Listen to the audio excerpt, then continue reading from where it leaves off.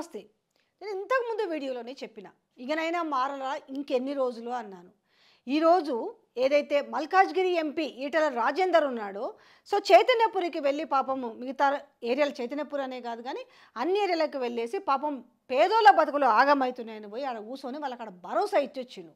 ఇప్పుడు ఆయన ఇలాకలకు పోయేసి ఇవాళ ఇష్టం వచ్చినట్టు మాట్లాడిండు. ఏంది ఈటల రాజేందర్ని నువ్వు బతకొచ్చినోడివి అని చెప్పిండు. సో ఆయన ఊరుకుంటాడా?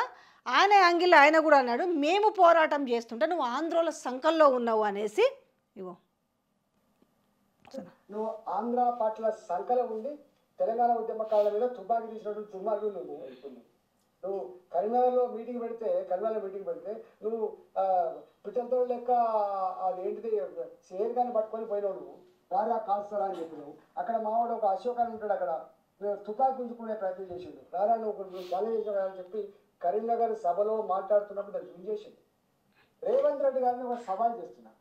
సో ఇప్పుడు ఏమంటున్నాడంటే వితౌట్ సెక్యూరిటీ అంటే ఆయన ఒక సవాల్ విసిరిండు. ఏంటి వితౌట్ సెక్యూరిటీ మనం చైతన్యపురి పోదాం, మీన్స్ మూసీ బాధితులు మూసీ పరివాహక ప్రాంతంలోకి ఇద్దరు పోదాం, ఎట్లుంటుందో చూద్దామనేసి.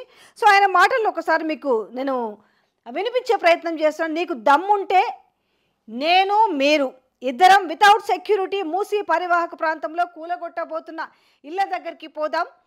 ఒకరోజు 2 రోజుల్లో డేట్ పెట్టండి, డేట్ మీరే పెట్టండి, నేను రెడీ అంటున్నాడు. చైతన్యపురి లాంటి కాలనీకి పోదాం. శభాష్ రేవంత్ రెడ్డి అంటే నేను రాజకీయాల నుండి తప్పుకుంటాను బహిరంగంగా క్షమాపణ చెప్పి ముక్కుకు నేలకు రాస్తున్నాడు. మంచిగా ఉంది సవాల్, కరెక్టే కదా?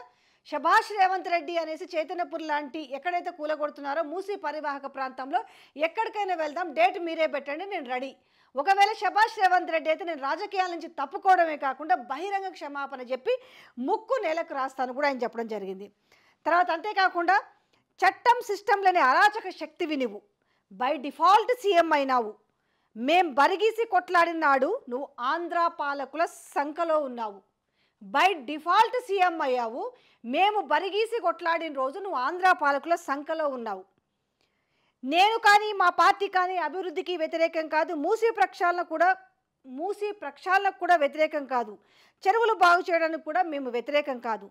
ముఖ్యమంత్రి రేవంత్ రెడ్డి జుగుప్సాకరంగా మాట్లాడుతున్నాడు, పిట్టెల దొరలా మాట్లాడుతున్నాడు, సీఎంలా కాకుండా బ్రోకర్లా మాట్లాడుతున్నారు అని నేను కాదు ప్రజలు అంటున్నారు అనేసి ఆయన కూడా ఈటల రాజేందర్ చెప్తున్నాడు. ఏమని?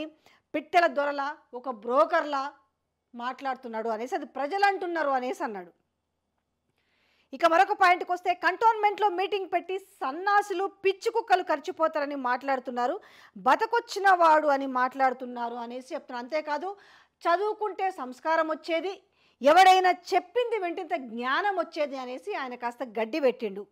ఇక ఆయన గురించి ఆయన చెప్పుకున్నాడు, నువ్వు బతకొచ్చిన వాడు అని అన్నావు కదా, నేను చదువుకున్నది కేశవ్ మెమోరియల్ స్కూల్, నా junior college Alia junior gun foundry, degree college Saifabad science college, నా బిజినెస్ అంతా ఇక్కడే. నన్ను పట్టుకొని బతుకొచ్చిన వాడు అంటున్నాడు. నీ పిచ్చి మాటలకు తెలంగాణ సమాజం యావత్ సిగ్గుపడుతుంది. నీకు ఎమ్మెల్యేగా 5 ఏళ్ళు ప్రజల మధ్యలో ఉండి సర్వీస్ చేసావా? నీకు ఎమ్మెల్యేగా అవకాశం ఇస్తే నువ్వు 5 ఏళ్ళు ప్రజల మధ్యలో ఉండి సర్వీస్ చేసావా?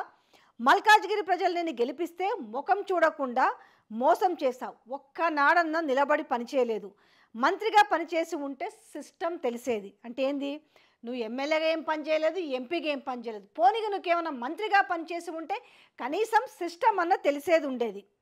నీళ్ళ మీద దెబ్బలు కొట్టినట్టు పనిచేశావు, అబద్ధాల పునాల మీద బ్రతికావు, బ్రోకర్ మాటల మీద బ్రతుకుతావు తప్ప ప్రజలకు సేవ చేయలేదు అని ప్రజలే అంటున్నారు. నేను కానీ మా పార్టీకి కానీ అభివృద్ధికి వ్యతిరేకం కాదు, మూసీ ప్రక్షాళనకు కూడా వ్యతిరేకం కాదు, చెరువులు బాగు చేయడానికి కూడా మేము వ్యతిరేకం కాదు, పేదలకు ఇల్లు కట్టించడానికి మూసీ ప్రక్షాళనకు చెరువులను కొబ్బరి నీళ్ళ లెక్కన చేస్తానన్నా కూడా వ్యతిరేకం కాదు. మేము అడిగేది ఒక్కటే, 6 గ్యారంటీలు, 66 హామీలు, 420 పనులు చేస్తామని చెప్పారు. రైతుల కోసం వరంగల్లో రాహుల్ గాంధీ చేత, సోనియా గాంధీ చేత, ప్రియాంక గాంధీ చేత, ఖర్గే గారి చేత గ్యారంటీ సభలు పెట్టారు. 6 గ్యారంటీల్లో ఒక్క పని కూడా చేయలేదు. మహిళా పాలసీలో ఆర్టీసీలో ఉచిత బస్సు తప్ప 2500 ఇవ్వలేదు, తులం బంగారం ఇవ్వలేదు, 20 లక్షల వడ్డీ లేని రుణాలు ఇవ్వలేదు. ఇది రోజు చెప్తూనే ఉన్నాం.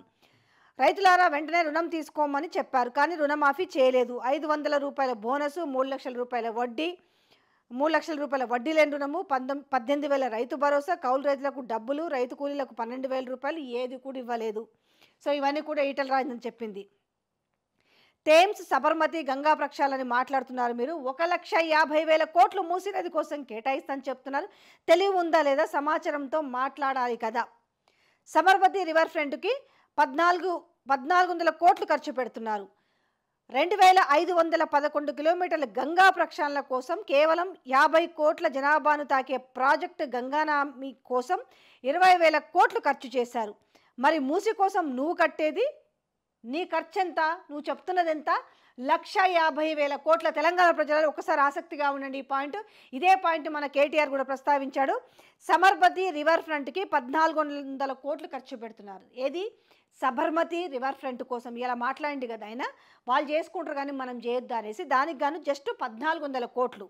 అలాగే 2,511 కిలోమీటర్ల గంగా ప్రక్షాళన కోసం ఎంత? 2,511 కిలోమీటర్ల గంగా ప్రక్షాళన కోసం 50 కోట్ల జనాభాని తాకే ప్రాజెక్టు గంగా నమామి కోసం 20,000 కోట్ల ఖర్చు చేస్తారు. 20,000 కోట్ల ఖర్చు. అయితే ఇక్కడ మనకెంత? జస్ట్ 55 కిలోమీటర్ల మూసీ ప్రక్షాళన కోసం 1,50,000 కోట్లు అంట. మరి తెలంగాణ ప్రజలారా ఆలోచించండి. ఇక ఆయన చెప్తున్న మాటలు. అవుట్సోర్సింగ్ ఉద్యోగులకు 4 నెలలుగా జీతాలు లేవు. దవాఖానలో 3 నెలలుగా మందులు లేవు. 3 సంవత్సరాలుగా గ్రామ పంచాయతీలో పనిచేసిన వారికి బిల్లులు ఇవ్వడం లేదు. ఇల్లు ఇవ్వకపోతే చచ్చిపోతామని వారంతా చెప్తున్నారు.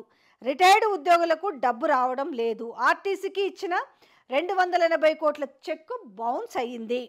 ఈ రాష్ట్రం అప్పుల ఊబిలో కూరుకుపోయిందని అసెంబ్లీ వేదికగా చెప్పారు. నెలకు 7,000 కోట్ల డబ్బులు కట్టే పరిస్థితి వచ్చిందని మీరే చెప్పారు. తెచ్చుకున్న అప్పుకే వడ్డీలు కట్టే పరిస్థితి లేదు. ఆర్థిక పరిస్థితి నాశనం అయిందని, ఇవ్వాలనుకున్నా కూడా ఇవ్వలేకపోతున్నామని చెప్తున్న మీకు 1,50,000 కోట్ల రూపాయలు ఎక్కడి నుంచి తీసుకురాగలరో చెప్పగలరా? మొత్తం కూడా అప్పుల కుప్పలాగా మిగిలిపోయింది. గత ప్రభుత్వం అంతా కూడా 7 లక్షల కోట్ల దాకా అప్పులు చేసిరని చెప్పుకుంటున్నారు. దేనికి డబ్బులు ఇవ్వడానికి లేదని చెప్తున్నారు. అందులో ఈ 6 గ్యారెంటీలో ఉన్న వాటికి ఇవ్వలేకపోతున్నామని చెప్పుకుంటూ, మరొక వైపు మీకు 1,00,000 అంటే ప్రజలకి ఇవ్వడానికి లేని డబ్బులు ఈరోజు ఎవరు అడగని మూసి సుందరీకరణ కోసము 1,50,000 కోట్ల డబ్బు మీరు ఎక్కడి నుంచి తీసుకొస్తారో చెప్పగలుగుతారా అనేసి. అలాగే ఇంకో మాట కూడా ఉన్నాడు. కాళేశ్వరం ప్రాజెక్టు వల్ల 1,00,000 కోట్ల రూపాయలు గోదావరి పాలైందన్నారు. మిషన్ భగీరథ పేరిట 40,000 కోట్ల రూపాయల డబ్బులు కేసీఆర్ తిన్నారని మీరు చెప్పారు. ఒక రాష్ట్రం అప్పు తేవాలంటే జిఎస్డిపిలో 25% కంటే ఎక్కువ దాటకూడదు. కానీ ఇప్పటికే దాటింది. మళ్ళీ కొత్తగా రుణం వచ్చే అవకాశం లేదు. మరి మూసీ ప్రక్షాళన కోసం ఎలా తీసుకొస్తారు? నీ రోడ్ మ్యాప్ ఏంటి? డిపిఆర్ ఏంటి? ఎప్పటి నుంచి ఎప్పటి వరకు పూర్తి చేస్తావు? దేనికి ఎంత ఖర్చు అవుతుంది? ఎవరు దీనికి కాంట్రాక్టర్? చెప్పాల్సిన బాధ్యత మీ మీద లేదా? ఏమన్నారు ఆ రోజు? కాళేశ్వరం ప్రాజెక్టు వల్ల 1,00,000 కోట్లు గోదావరి పాలైందన్నావు. అలాగే మిషన్ భగీరథ వల్ల 40,000 కోట్ల రూపాయల డబ్బులు కేసీఆర్ తిన్నారని చెప్పారు కదా. మరి మీరు చేసేది ఏంటి? మరి ఇంతవరకు ప్రజలకు ఒక్క విషయంలోనన్నా క్లారిటీ ఇచ్చిరా అనేది. ఇంకో మాట. ఇటు కేసీఆర్ నిజ స్వరూపం తెలవడానికి 6 సంవత్సరాలు పడితే రేవంత్ రెడ్డి 6 నెలల్లోనే బయటపడ్డారు. కేసీఆర్ నిర్వహించే సత్తా ప్రజలకు మాత్రమే ఉందనుకున్నాము. ఆయన్ని బొందపెట్టారు. రేవంత్ రెడ్డి నిజస్వరూపం మీరు చూపించారు. అమెరికాలో ఒక ఇంటర్వ్యూ ఇచ్చారు. అబద్ధాలు ఆడే నాయకుని ప్రజలు ఇష్టపడతారు, మోసం చేసే పార్టీలకే ఓటు వేస్తారు అనేసి. మోసము అబద్ధాలకు మారుపేరు రేవంత్. పచ్చకామర్లు ఉన్నవాడిలాగా మమ్మల్ని సన్నాసులు అంటున్నారు. ఈటల రాజేందర్ గారు, మీరు ఒకటి గమనించుకోండి. అంటే మీరు బీఆర్ఎస్ నుంచి బయటకు వచ్చారు కాబట్టి ఉన్న రోజులు ఒకలాగా, బయటకు వచ్చినలాగా ఒకలాగా మాట్లాడుతారు. కానీ మీ వరకు వస్తే కానీ తెలియలేదా? రేవంత్ రెడ్డి అనే వ్యక్తి ఎట్లా మాట్లాడతారో మీకు తెలవలేదా? ఈరోజు పిచ్చి కుక్కలు అన్నాడు, సన్నాసులు అన్నాడు, వాడన్నాడు, వీడన్నాడు, నోటికి ఎంత మాట వస్తే బట్ మీకు ఇవాళ నొప్పి తెలుస్తుందా? బట్ ఇప్పటికైనా మీరు మీ వాయిస్ నిప్పారు గట్టిగా. సో ఇది పరిస్థితి. ఏమంటున్నాడు? కుక్కలు, నక్కలు, ఈయన ఒక్కడే మాట్లాడతాడట. నీకు నిజంగా దమ్మున్నోడివి అయితే, ధైర్యం ఉన్నోడివి అయితే